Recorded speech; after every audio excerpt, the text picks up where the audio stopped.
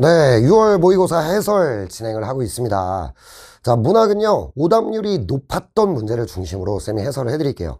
근데 항상 이제 해설이 사후적 해설이 되면 안 되겠다, 이런 생각을 많이 해요. 여러분들이 해설을 듣고, 아, 이래서 얘가 답이구나. 그냥 이 정도가 아니라, 앞으로 어떻게 공부를 해 나가야겠다. 이런 쪽에 포커스를 두고 좀 해설 수업을 해보도록 하겠습니다. 자, 먼저, 현대시부터 볼게요. 31에서 34번. 쌤이 생각할 때 이제 승부처가 됐던 순서. 그죠? 자, 이렇게 한번 생각을 해볼까? 문학에도 장르가 있고요. 시가 있고, 소설이 있고, 이렇거든요. 근데, 현대시라고 하는 거는 이렇게 생각했으면 좋겠어요. 아무래도 추상성이 강하고요. 상징적이고요. 여러 가지 뜻들을 함축하고 있는 장르예요. 시라고 하는 건 이런 특성들이 있습니다. 그렇기 때문에 구체적으로 숨겨진 이면의 뜻까지 독해를 해라. 감상을 해라. 이게 고3 수준의 문제로는 적합하지 않아요. 그런 걸 요구하지 않을 거란 얘기야. 쌤아, 이해됩니까? 그러니까 여러분이 좀 생각을 할게. 이 현대시는 이런 특성이 있어요. 오케이? 그렇기 때문에 시 자체를 완벽하게 독해를 한다. 자, 이런 일은 일어나지 않아요. 납득이 됩니까?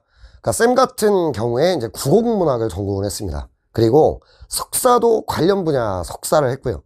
그 다음 국어 강사를 한 지가 또 한 10몇 년 이렇게 됐고. 근데 쌤이 그러면 시를 감상할 수 있냐? 완벽하게 못합니다.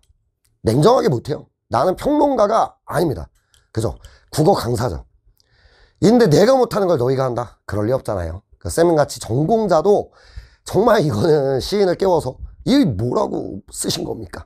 이러지 않는 이상 알 수 없어요. 시에서 독수리가 날아간다. 그거 진짜 독수리야? 알 수 없다. 써있는 그대로 읽어주면 된다. 우리가 할 일은. 그것만 잘하시면 돼요. 이 추상성이 강한 장르를 완벽하게 읽어야지. 이거는 약간 공부 방향이 잘못된 것 같다. 이렇게 생각을 하셨으면 좋겠어요. 그래서 있는 그대로를 잘 읽으면 됩니다. 완벽한 의미까지 다 알아내겠다. 이게 안 될 거란 얘기야. 그러므로 이 주관적인 장르를 객관화를 해주는, 그죠? 그 문제를 내잖아. 객관식으로 문제를 내잖아요. 객관화를 하는 거죠. 그죠? 그럴 때 이제 아주 중요한 게 두 가지인 것 같아. 두 가지 기준을 가지고 객관화를 하라고 우리에게 요구를 할 거야. 그게 뭐냐면, 하나는 시를 읽고 주제 정도는 도출할 수 있겠는가.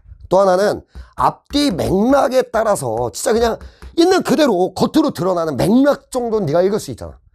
나는 이게 되고 싶다. 그러니까 그럼 얘가 뭘 원하고 있구나. 이걸 원하고 있구나. 이걸 지향하고 있구나. 이런 정도의 독해. 이걸 할 수 있는가. 앞뒤 맥락에서. 그걸 통해 주제 정도를 어느 정도는 읽어낼 수 있는가. 근데 이게 너무 어렵거나 이게 너무 강한 시야. 이걸 하기가 어려워. 이런 시들의 경우에는 여러분들이 생각할 때는 보기가 주어지는 거다. 또는 이제 EBS 연계 공부를 하면서 이 정도는 하는 거다. 이런 느낌의 공부가 이루어지면 돼요. 쌤아, 이해되죠? 그러니까 있는 그대로 읽어주면 돼.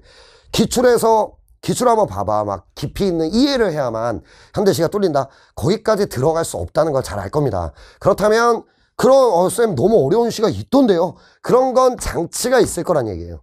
그런 걸 생각해라. 요게 여러분이 좀 생각해야 되는 현대시의 방향성. 깊이 있는 거라고 있는 그대로를 잘 읽어내서 그래, 보기가 없고 EBS 연계도 아닌 애가 있잖아요. 지금 나시처럼. 그럴 수 있죠. 그런 애는 있는 그대로를 읽으면서 주제 도출하시면 된다. 그 정도를 연습하는 거예요. 알겠습니까?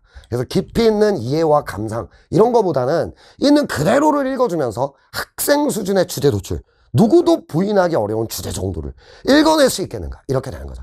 그렇게 됐을 때 이 객관화, 선지는 이런 내용을 담아요. 이렇게 감상해도 되겠냐? 리즈너블하냐? 이걸 묻는 거지. 좋아요. 이런 주제와 맥락이라면 이렇게 볼 수 있겠네요. 이렇게 뚫어주는 거죠. 무조건 이거다. A는 B다. 이렇게 뚫을 수 있는 게 아니라, 이런 주제고 이 시가 이런 맥락으로 썼다면 이 말은 이렇게 해석해도 무방하겠다. 이 정도를 묻고 있는 겁니다. 그게 현대시의 객관화의 장치죠. 그걸 좀 이해해 주셔야 될 것 같아. 쌤아, 이해됩니까? 이게 너무 강한 시가 나왔다. 근데 EBS도 아니고요. EBS도 아니야. 그렇다면 뭘 줄 수밖에 없다? 보기를 줄 수밖에 없다. 거기서 구체적인 주제를 줄 수밖에 없다. 이제 이런 것들을 좀 생각을 해봤으면 좋겠어요. 이런 게 여러분이 해야 될 일. 그래서 쌤이 여기서 자, 이걸 가지고 그냥 뭘 공부하는 거냐면 EBS도 탄탄하게 하시고요. EBS를 안 한다. 그건 좀 아닌 것 같고 EBS 탄탄하게 하시고 그 다음에 보기에서 주어진 주제를 가이드 삼아서 선지를 OX 할 수 있겠는가. 선지에는 감상이 써 있을 거야. 얘는 이런 뜻이겠구나. 그걸 리즈너블하다고 판단할 수 있겠는가. 이런 것만 잘해주시면 되는 거죠. 그걸 연습했으면 좋겠어요. 자, 이걸 가지고 이제 쌤이 이런 얘기를 해볼게요. 앞으로 니네가 이런 생각을 해봐. 현대시가 나왔어요. 현대시. 근데 현대시 보기 문제가 문제를 풀었을 때 답이 나오지가 않아. 좀 애매한 선지가 두세 개 정도가 나와. 이렇게 되면은 이런 경우들이 생기죠. 한 번에 답이 안 나오고 애매해져. 결국 이런 걸 틀리고 시간 끌고 그래서 그 독서에도 악영향 미치고 이제 이렇게 되는 건데요. 그러니까 여러분들이 좀 생각할 때 이런 상황이 되면은 여러분들이 현대시라는 장르에서 해줘야 되는 일은요. 시를 다시 읽는 게 중요한 게 아니고 여러분들은 자, 보기를 다시 정확하게 독해했으면 좋겠고요. 보기를 독해해야 돼. 보기를 정확하게 독해를 다시 해라. 이 보기는 우리에게 주제라는 가이드를 딱 줘서 판단할 수 있게 만들어주는 장치란 말이야. 이게 거의 절대적이란 말이야. 현대시에서는. 그렇기 때문에 정확하게 독해라. 그리고 선지 정확하게 독해하시고 두 개 잘 비교하시고 이 보기라는 가이드에 맞춰서 해석하고 있는 게 맞냐. 이걸 정확히 보시고 요거에 다시 집중해서 선지를 다시 봐야 돼. 알겠습니까? 그러니까 요런 애티튜드를 좀 만들어주시면 좋지 않을까. 그래서 쌤 생각에 현대시는 문학에서는 보기가 다 굉장히 절대적이고 중요한데 현대시가 가장 그래요. 현대시가. 왜? 지문을 읽어서 의미 부여하기가 좀 어렵다는 거야. 이런 경험들 해보지 않았습니까? 이제 우리가 고전 소설이나 현대 소설 이런 것들은 보기 치우고 문제를 풀어도 보기 문제가 풀리는 게 많아요. 보기를 치워버리고 해도. 왜냐면 소설 자체가 구체적인 내용이야, 추상적이야? 구체적이죠. 그러다 보니까 이게 아니기 때문에 그 웬만하면 해내는 거죠. 근데 현대시가 그게 안 되고 어려울 때 어려운 이유가 뭐냐면 해석 자체가 쉽지 않은 거야. 그러면 애들이 왜 현대시를 못하냐? 그럴 때 보기가 주어졌을 때 보기를 적절하게 활용할 줄을 모르는 거죠. 아니, 머리는 하는데 실전에 들어가면 못하는 거죠. 이거는 훈련이다. 이런 생각을 해야 되는 것 같아요. 그래서 이런 게 현대시다. 이런 생각을 하시고요. 앞으로 답이 안 나오잖아. 이럴 경우에는 딴 게 아니야. 보기 정확하게 다시 읽어. 그리고 선지에서 하나하나 얘가 어떻게 해석하고 있나.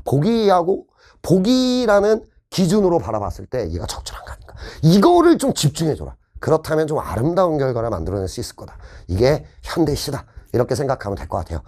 얘들아, 이거는 보기 문제가 아니더라도 보기가 주제를 주잖아. 그럼 다른 문제를 뚫을 때도 주제니까. 아니, 여기서 보기에선 이 주제를 주고 다른 선지에선 다른 주제로 이럴 리가 없잖아. 그러니까 보기에서 준 주제가 있으면 보기 문제가 아닌 문제를 풀 때도 나한테 가이드가 돼주는 거야. 이렇게 뚫어주는 가이드 주제. 오케이, 그걸 할 수 있겠는가. 이런 것들이 좀 여러분이 공부해야 되는 방향성인 것 같다. 이런 생각을 해봤으면 좋겠어요. 그러다 보면 시도 있는 그대로를 자꾸 읽어내고 또 보기 가지고 이렇게 해보고 이렇게 하다 보면 시를 보는 눈도 좀 더 좋아지겠지. 그렇게 되는 거지 완벽한 이해와 감상을 해낸다는 건 불가능하다. 감히 그렇게 말씀드릴 수 있을 것 같아요. 그게 1년 동안 또는 2년 동안 되는 일은 아니다. 이렇게 생각을 하시면 어떨까. 쌤아, 이해되죠? 그 정도를 이번 육모를 가지고 배웠으면 좋겠다. 이 정도가 되겠습니다. 그러니까 34번 이게 지금 나시거든요. 쌤이 이게 지금 까맣게 안 돼 있더라고요. 흑백 전환이. 그래서 이걸로 그냥 빠르게 보면 이거 나시야 얘들아. 이렇게 써 있어. 나는 차를 앞에 놓고 고즈넉한 저녁에 홀로 마신다. 차를. 내가 좋아하는 차를 마신다. 그러나 이것은 다만 사실일 뿐. 차의 짙은 향기와는 관계없이 이것은 물과 같이 담담한 사실일 뿐이다. 그래, 내가 차를 마시는 건 사실일 뿐이다. 이게 독해야. 우리가 할 수 있는. 이게 무슨 뜻이야 정확하게. 그거 알 수 없다고요. 우리가 이 시를 알아야 되냐, 그런 문제가 아니라고요.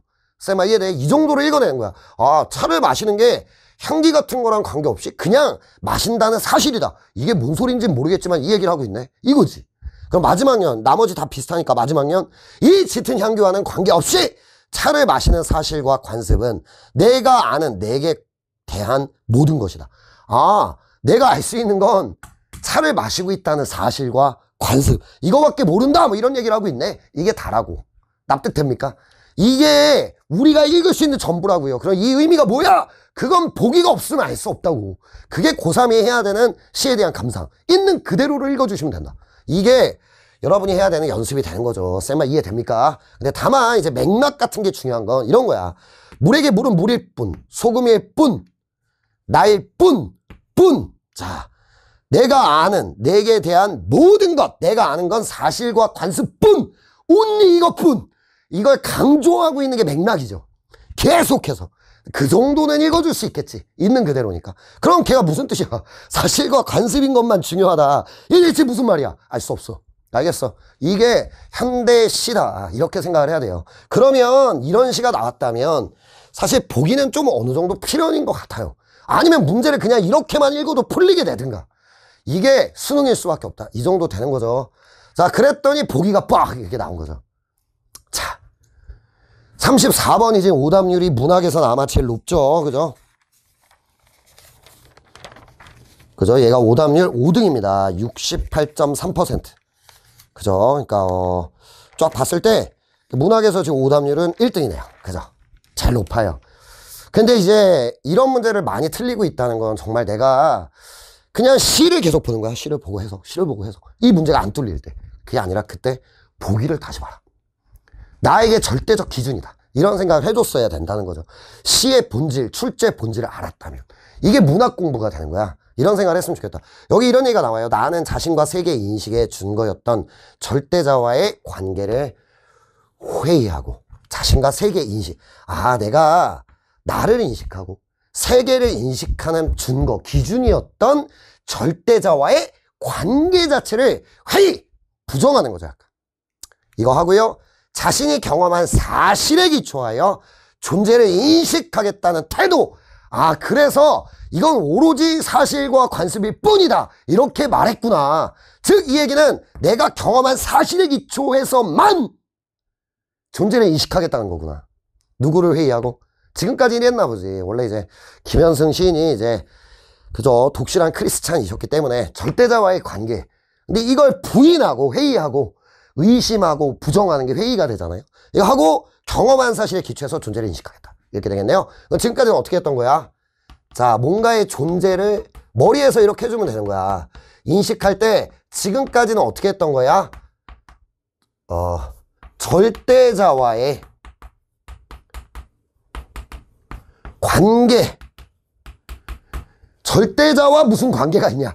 이 관계로 인식을 했던 거야. 나는 모조리다. 근데 이걸 부정하고, 자, 이제 어떻게 하겠다? 그렇지. 그냥 내가 경험한 사실에 기초해서 하겠다. 이렇게 하겠다. 이게 주제래요. 이게 없는데 나시를 이렇게 읽어라는 나올 수 없다고요. 쌤아, 이해되죠? 이 정도를 정확히 봤다면 봐봐. 3번 선지를 한번 봐봐. 나의 앞으로 남은 10년을 더 살든지 죽든지. 자, 이 얘기는 기준이 있어, 지금 보기에. 근데 여기 뭐라고 나와? 절대자에 대해 회의. 사실 이런 것도 잘 보세요. 절대자를 회의한다고 했어요?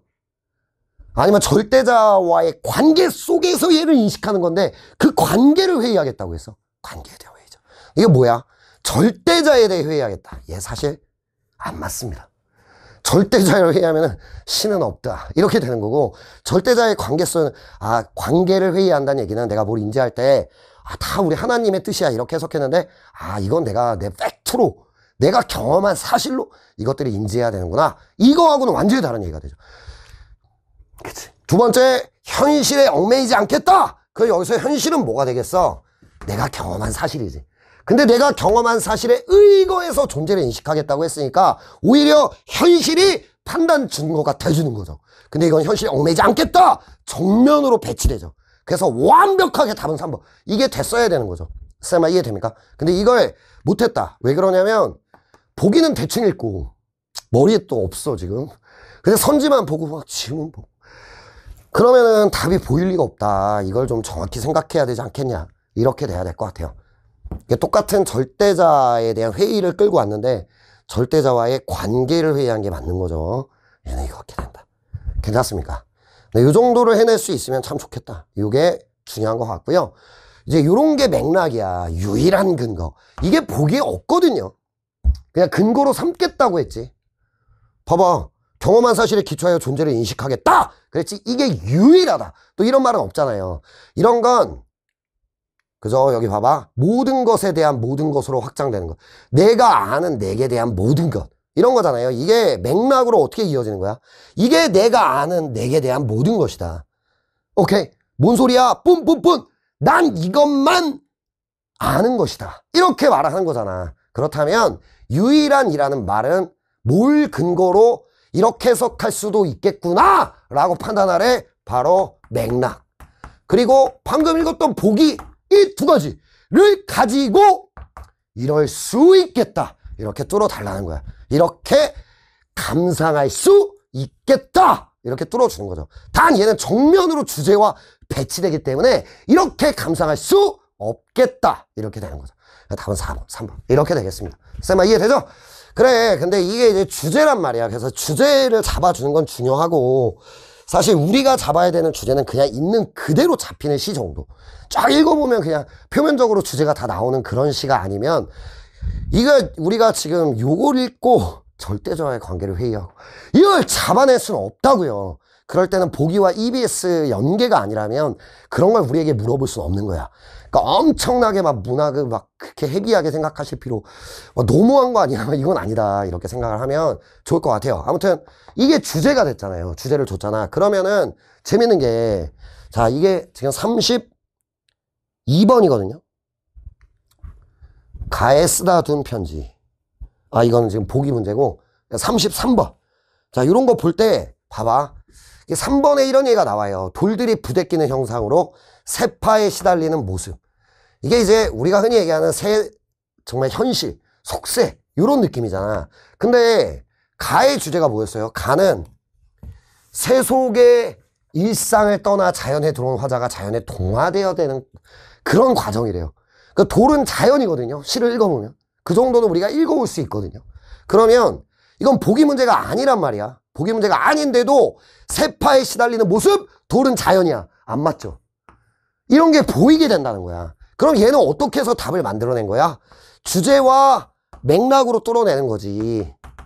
두 가지가 딱 우리에게 된 거야. 아 잠깐만 이 주제는 자연동화인데 그리고 돌은 맥락상 자연에 해당하는데 그러면 세파에 시달리는 모습이라 말할 수는 없겠구나. 이렇게 뚫어주는 게 문학의 본질, 현대시의 본질인 걸 정확히 연습해야 된다. 쌤이 이 말을 하고 있는 겁니다. 이걸 못 해내시면 절대 안 돼. 이 말을 하고 있는 거예요. 뭐 이것도 마찬가지인 것 같아. 32번 같은 것도 마찬가지인 것 같아요. 그러니까 32번도 좀 애들이 많이 골랐던 게 이제 이런 거거든요. 피안. 그러니까 이런 단어는 모르면 안 된다는 거예요, 지금. 선제 그냥 나오죠. 이게 종교적 해탈이거든요. 초월적인 자세. 불교적입니다. 정확히 말하면. 불교적 해탈. 이게 지금 종교 주제입니까? 가는 그냥 자연동화잖아. 불교적 주제가 아니죠. 사실 이거 주제하고 완전히 안 맞는 거죠. 그러니까 3번 선지는 틀릴 수밖에 없는 거지. 이렇게 해석하면 주제에 맞지 않으니까 적절하지 않은 감상이구나. 이렇게 뚫어주라는 얘기죠. 이게 여러분이 해야 되는 생각. 이렇게 될 것 같다. 이 정도가 될 것 같아요. 자, 이런 건 이런 거지. 내면의 갈등. 30번 다져두고 30번 포기한다. 그러니까 30번에 걸쳐 포기를 못했다. 그게 맥락상, 주제와 맥락상 속세의 포기가 잘 안 됐구나. 그건 내적 갈등? 그렇게 말할 수 있겠다. 이렇게 감상해주란 얘기라고. 그걸 여러분이 문학의 본질을 정확히 봐야 빨리빨리 뚫어내고 정확하게 뚫어내고 이게 될 것이다. 이렇게 말하면 될 것 같습니다. 선생님이 말하고 싶은 현대시는 이런 것이에요. 이걸 여러분이 이제 얼마나 잘 연습하냐. 이런 문제가 되겠지요. 괜찮습니까? 네. 자, 우리가 이제 소설에 대한 얘기를 좀 해볼게요. 이제 남은 오답률 높은 문제들은 고전소설과 현대소설 얘기하면서 이제 빠르게 좀 얘기를 할 텐데요. 자, 우리가 이런 것 같아요. 고전소설, 현대소설은 공통점도 있고, 이제 좀 차이점도 있고. 어쨌든, 자, 얘네는 소설이라는 공통점이 있습니다. 그러므로 얘는 아까 시하고는 다르게 좀 상당히 구체적인 이야기입니다. 그쵸? 구체적인 이야기예요. 근데 뭐 선지를 뚫는 건 똑같아요. 주제와 맥락, 스토리를 가지고 뚫어주는 거거든요. 근데 여러분이 좀 생각할 게 얘는 구체적, 출제에 굉장히 중요한 포인트가 뭐냐면 사실적 정보 확인.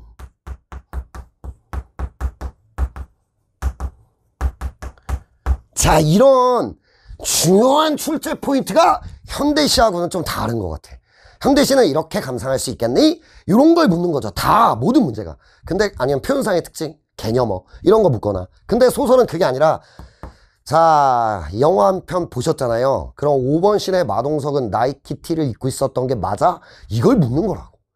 스토리를 읽는 거기 때문에 얘는 스토리잖아요. 본질 자체가 스토리이기 때문에 스토리를 읽고 사실관계 정확히 확인해 줄 수 있겠니? 이런 게 중요한 포인트가 됩니다. 그렇기 때문에 그걸 알고 있었어야 되고요. 알고 있었어야 되고, 그렇다면 우리가 평소에 딱 공부가 어떻게 돼야 되냐면 어떤 선택지를 읽었을 때 이게 큰 틀에서 그냥 스토리로 뚫리는 거냐, 지금 내가 기억하는 거로 뚫리는 거냐, 아니면 뭔가 세부적인 정보 확인을 해야만 하는가, 이런 게 구분되게 공부하셔야 되는 거죠. 보일 수 있게. 근데 어떻게 하는 거야 우리는? 세부 정보 확인을 해야 되는 선지인데 그냥 가. 그렇겠지 하고 내가 읽은 거로 그냥 가. 또는 그냥 별로 세부 확인 안 해도 되는 건 또 가서 확인해. 시간을 굉장히 비효율적으로 쓰는 거죠. 이런 게 여러분이 좀 잘해줘야 되는 거다, 이렇게 생각을 해야 될 것 같아요. 스토리를 잘 읽어야 된다. 물론 이런 것 같아. 이걸 잘하기 위해서는 고전소설은 특히나 약간의 어휘력과 많이 읽어본 경험치는 좀 요구가 돼요. 그래서 열심히 연습을 해야 된다. 내가 고전소설 잘 못하면. 이런 것 같아. 이런 것 같고요. 근데 차이가 또 있단 말이야. 차이가 뭐냐면 고전소설은 그야말로 좀 어떤 일이 일어나는 사건 중심의 서술로 이루어지고요. 그 다음 현대소설은 상대적으로 내면, 인물의 내면, 서술에 포커스를 많이 맞춥니다. 그죠? 아니, 그런 작품을 많이 선택을 합니다. 고전소설하고의 밸런스를 위해서. 고전소설은 막 내면에 대해서 막 쭉 쓰는 이런 거보다는 일어난 사건들에 쓰고 오해와 갈등, 이런 게 고전소설이 되는 거죠. 그러므로 인물도 많이 나오고 막 이렇게 되는 거죠.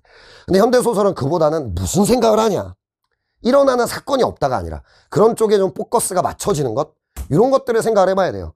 그래서 현대소설 같은 경우는 조금 이따 얘기를 하겠지만 어떻게 찢어붙이냐, 이런 것도 좀 잘 봐야 돼.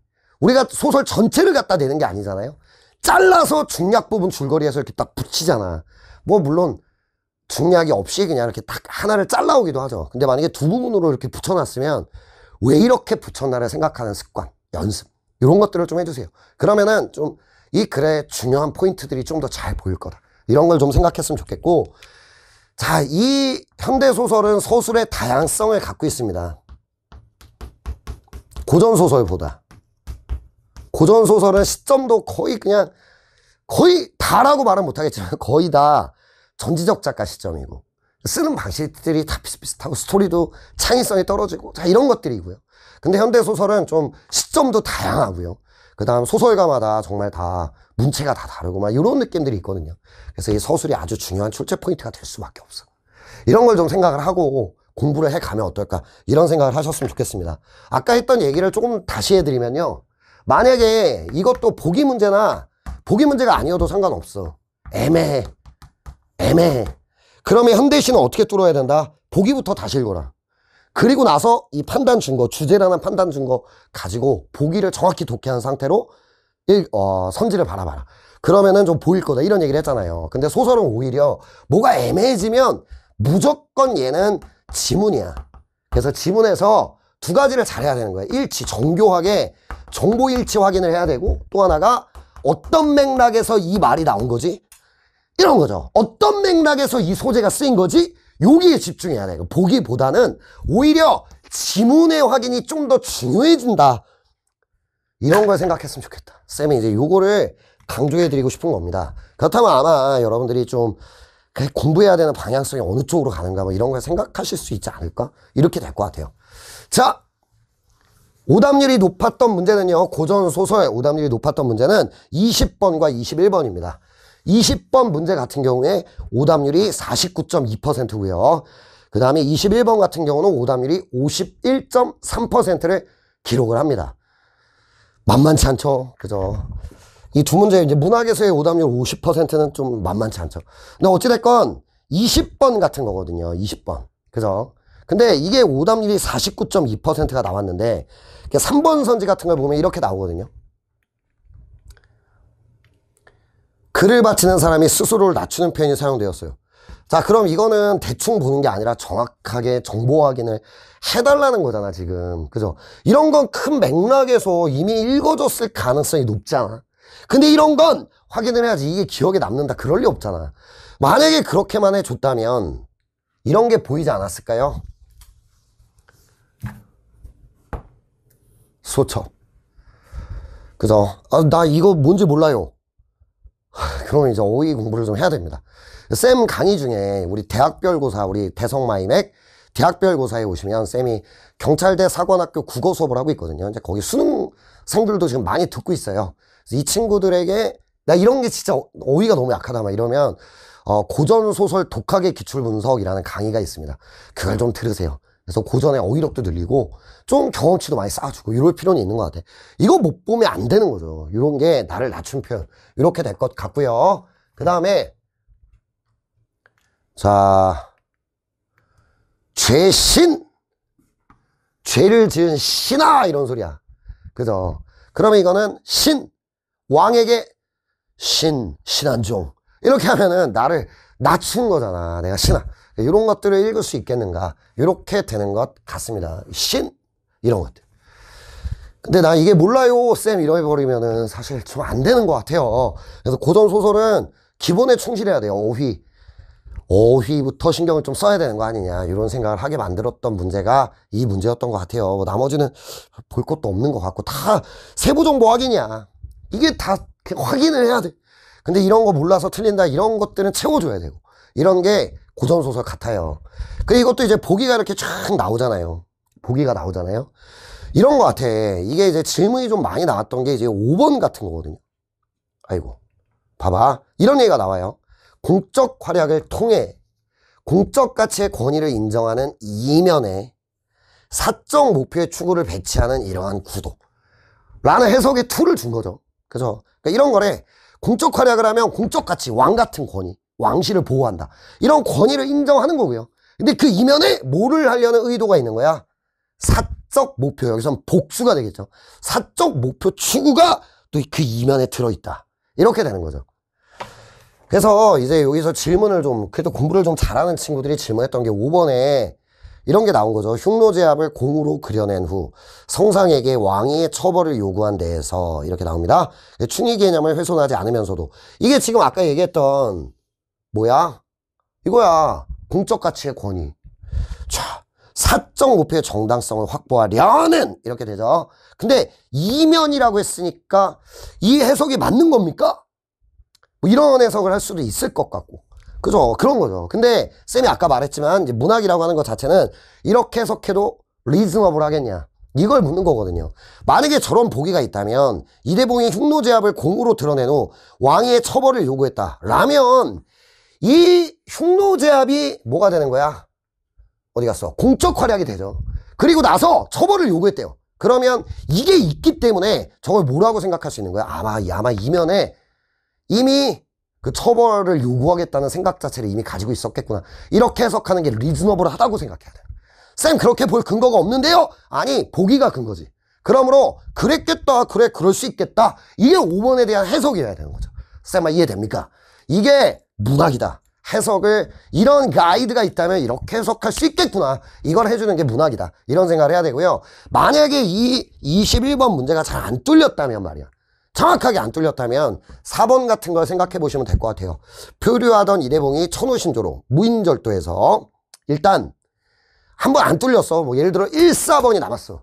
그럼 선지를 정확하게 지문, 맥락과 일치에 집중 이렇게 생각을 해주면 돼요. 그럼 이렇게 되는 거야. 잠깐 천우신조로 무인절도에서 이실한과 제외한 게 맞나? 이렇게 되고요. 두 번째, 비현실계의 존재가 공적 활약에 조력한 게 맞나? 이런 생각을 하고 들어가야 되는 거죠. 맥락을 다시 한번 읽어보자. 이건 소설이니까. 이렇게 되는 거죠. 그러면 이런 얘기가 나옵니다. 자, 성상의 하이지덕으로 무인절도에 다다라. 천우신조가 있어요. 무인절도에 다다라 바람에 그치우며 그 섬에 올라가 죽었던 아비를 만났으니. 그지? 황명을 기다리지 아니하고 감히 함께와 대지하옵니다. 이렇게 말하는 거야. 그러면 이 천우신조의 결과가 뭐야? 죽었던 아버지를, 죽었다고 생각했던 아버지를 다시 만난 겁니다. 쌤아, 이해돼요? 그럼 이거는 이 맥락상 이거는 쫙, 그죠? 어디 갔어? 공적 활약입니까? 사적인 영역입니까? 사적인 영역이죠. 그러므로 얘는 안 되겠다. 그럼 이거는 이제 보기하고의 매치 약간 이런 거보다는 지문에 대한 해석이야. 그죠? 그게 소설은 그게 더 강하다. 이런 것들을 좀 느껴보면은 출제자가 의도하는 대로 좀 움직일 수 있는 사람이 되지 않겠나. 이런 것들을 생각해 보시면 좋겠습니다. 고전 소설은 그 정도인 것 같아요. 뭐가 막 엄청 어려워서라기보다는 내가 평소에 방향성을 어떻게 잡고 공부하고 있는가 이런 걸 생각하시면 되겠고요. 그대로 이어서 현대소설 말씀을 드리면요. 현대소설 아버지의 땅 같은 경우에 27번, 28, 9번 얘네가 다 50%의 오답률을 넘깁니다. 이런 거거든요. 자, 27번 같은 경우는 3번 디귿을 많이 틀렸어. 봐봐. 언젠가 어머니의 낡은 반다지 깊숙한 옷가지 밑에 숨겨져 있던 액자 속에서 학생복 차림으로 서 있던 그대로 그건 영락없는 그 사내였다. 이렇게 나왔습니다. 이때 3번 선지에 뭐라고 나오냐면 나가 아니라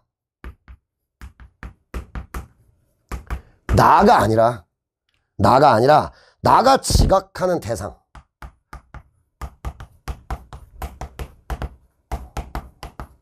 이게 지금 서술에 대해 묻는 문제예요. 근데 이게 현대소설은 서술에 대해서 서술 대상, 서술 시각, 무슨 시점이냐, 자, 이런 거에 대해서 너무 많이 물어왔기 때문에 이제 문제가 변주되기 시작하고 있어요. 바뀌고 있지. 본질을 정확히 알면 그 변주를 쫓아갈 수 있어. 그렇게 되는 거거든요. 이게 뭐냐면 나가 아니라 나가 지각하는 대상이 주어로 제시돼요. 주어로 서술함으로써 지각의 대상을 부각하는 효과를 나타내고 있다. 이게 주어인지를 확인하라는 거죠. 그렇다면 이건 엄매가 아니라 그런 것 같아요. 쌤, 저 엄매 주어도 쳐줘야 돼요? 이렇게 말하면 쌤이 많이 하는 말이 있습니다. 너 한국 사람이다. 너 한국 사람이다. 이거 알아보냐? 그거 아니지 않냐? 주어도 못 찾는다. 그건 좀 말이 안 되는 것 같아, 얘들아. 근데 어쨌든 이거 읽어보면 주어가 뭐야? 그 사내였다. 주어는 그건이죠. 액자가 됩니다. 액자. 그렇다면 이거 팩트가 정확히 맞네요. 주어는 내가 지각하는 대상, 그 대상의 액자. 그죠? 그럼 그게 부각될 수 있겠구나. 3번 선지 적절. 이렇게 뚫어달라는 거죠. 그 다음 2번 선지는 뭐라고 나오냐면 서술의 주체를 알 수 있는 표지가 분명하게 제시되어 서술자와 지각의 주체가 뚜렷이 구분된다. 자, 여기 볼게요. 누가 나와? 나! 정확하게 나오네요. 나가. 서술의 주체를 알 수 있는 표지라 함은 나겠죠. 나. 그지? 그걸 좀 알면 되고. 본질은 똑같다니까. 이런 표현이 낯설다라고 생각했다가 본질을 알면 나가 1인칭 시점을 알려주고 서술의 주체가 나인 걸 알려주니까 표지가 되겠구나. 이게 돼야 되는 거죠. 본질을 알면. 그 다음에 멀리 메마른 초가을에 야산이 헐벗은 등을 까놓고 죽은 듯이 엎드려 있었다. 사위는 온통 잿빛의 풍경이었다. 현기증이 일었다. 이렇게 나오는 게 니은입니다. 그래서 서술의 주체를 알 수 있는 표지가 분명하게 제시되어 서술자와 지각의 주체가 구분된다. 자, 봐봐. 서술의 주체는 나. 그럼 이거 누가 지각을 하는 거야? 이 모든 걸? 나. 그러면 서술의 주체와 지각의 주체가 구분되지 않죠. 동일하죠. 2번 선지 틀렸네요. 답은 2번. 이렇게 뚫어주시면 되겠고요. 본질에 충실하게 서술은 이런 거구나 이런 생각들을 좀 많이 해왔다면 이게 좀 변주된 문제거든요. 쌤이 봤을 때는. 서술에 대해 물어보는 거, 서술 시각, 서술 대상 이런 건 계속 출제돼 왔고 계속 변주되고 있어요. 이게 여러분이 쫓아가야 되는 현대소설의 아주 중요한 공부 포인트다. 이런 것들을 좀 인지할 수 있지 않는가. 이런 생각을 하시면 참 좋겠다. 이 정도가 되겠습니다. 자, 이게 27번이었고요. 28번 같은 문제는 쌤이 지금 오답률이 높진 않아서 해설은 안 할 텐데 28번 같은 문제를 잘 하시려면 이런 생각을 좀 했으면 좋겠어. 소설이 이렇게 있을 때 이제 현대소설은 지문으로 이렇게 만들잖아요. 이제 어떤 특정 부분 두 개를 띄어다가 이렇게 만들 때가 있죠. 그러면 왜 이렇게 띄어왔을까? 이걸 생각하시면 돼요. 그래서 아버지의 땅 같은 경우는 뭐야? 내가 트라우마를 갖게 되는 걸 보여주고 그 트라우마가 해소되고 좀 아버지를 이해하게 되는 걸로 마무리. 이걸 어떻게 붙이냐가 결국 그 스토리가 돼요. 그래서 이것들을 정확히 보시면 28번 같은 문제가 좀 쉽게 뚫리죠. 이런 연습은 자꾸 해봤으면 좋겠다. 기출 공부할 때도 그렇고 뭐 사설도 마찬가지일 것 같고 이렇게 그렇게 생각을 하시면 좋겠습니다. 자, 그 다음 이제 마지막 문제죠. 문학에서 쌤이 해설해줄 마지막 문제가 29번입니다. 오답률 55.6%를 기록한 문제. 꽤 높죠. 자, 얘는요 가와 나에 대한 이해로 적절한 걸 묻고 있어요. 그러니까 이게 아까 내가 말했던 스토리 파악은 돼 있어야 되는 거야. 고전소설이 소설이기 때문에 소설은 스토리 파악이 돼 있어야 돼. 그 상태로 부분을 볼 줄 알아야 되는 거죠. 그 구체성이 강하기 때문에 지문이 더 중요하다. 쌤이 이런 얘기를 하는 거죠. 자, 아무튼 날짐승도 때가 되면 돌아올 줄 아는 법이다. 이게 이제 아버지가 돌아온다는 얘기하고 연동이 돼야 될 것 같고, 그 다음에 쑥부쟁이와 엉겅퀴 풀을 지천으로 피워내며 이제 아버지는 버려진 밭고랑 이렇게 되네. 그럼 이런 얘기네요. 나는 아버지가 지금 버려져 있네. 우리가 지금 유해발굴한 게 계기가 돼서 아버지를 이해하게 되고 트라우마가 좀 없어지고 약간 이런 거잖아요. 그때 여러분이 좀 생각할 게 쑥부쟁이와 엉겅퀴 풀은요 아버지가 지금 어딘가에 버려져 있는 그런 상황이고, 아버지 아까 유해가 돌아온 것처럼 아버지가 돌아올 거다라는 게 엄마의 말. 이렇게 해석이 된 거죠. 그렇다면 4번 선지 29번이야. 4번 선지 나에서 연상되는 상황이 현실이 될 경우 이거야. 이게 현실이라면 아버지는 어떻게 된 거야? 어디에 버려져 있는 거지. 그러면 돌아올 확률은 떨어질 수밖에 없다. 답은 4번. 이렇게 되는 거죠. 나머지 해석은 핀트가 다 어긋난 거야. 그죠? 이 스토리상 무조건 이 얘기가 될 수밖에 없는 거죠. 선지를 훑어보고 답은 4번. 이렇게 뚫고 들어가야 된다. 소설은 스토리와 사실관계 확인. 이게 승부. 그래서 소설은 지문에 만약에 좀 애매해지면 지문을 좀 정확하게 보려고 노력. 이런 노력들이 좀 요구되지 않느냐. 쌤이 그런 걸 생각했으면 좋겠다. 요게 좀 드릴 말씀입니다. 정리할까요? 본질을 알면 돼요. 문학에서 이제 어떻게 출제하는 게 이런 본질을 알면 내 공부 방향도 좀 잡힐 것 같고 거기 맞춰서 한 단계 한 단계 사고하는 습관들을 좀 만들어 가야 된다. 이런 걸 좀 생각했으면 좋겠고요. 오늘 막 이런 어휘들이 나왔잖아요. 뭐 소첩, 피안 뭐 이런 거. 또 이제 오늘 해설은 안 해드렸지만 고전시가에서 권면 이런 게 선지에 그냥 나와. 근데 이런 말이 뭔지 몰라. 이거는 좀 용납되지 않는 것 같아. 어휘력에 대한 신경을 써야 된다. 특히 고전소설 같은 거 이런 것도 좀 교훈으로 얻어갔으면 좋겠다. 이렇게 생각하시면 참 좋겠다. 이 정도가 되겠습니다. 자, 문학, 주요 문학 해설 여기서 마무리하고요. 이 육모가 앞으로의 공부에 대한 방향성이 됐으면 좋겠다. 이렇게 생각을 하면서 선생님 마무리를 하겠습니다. 자, 여기까지 갈게요. 고생하셨습니다.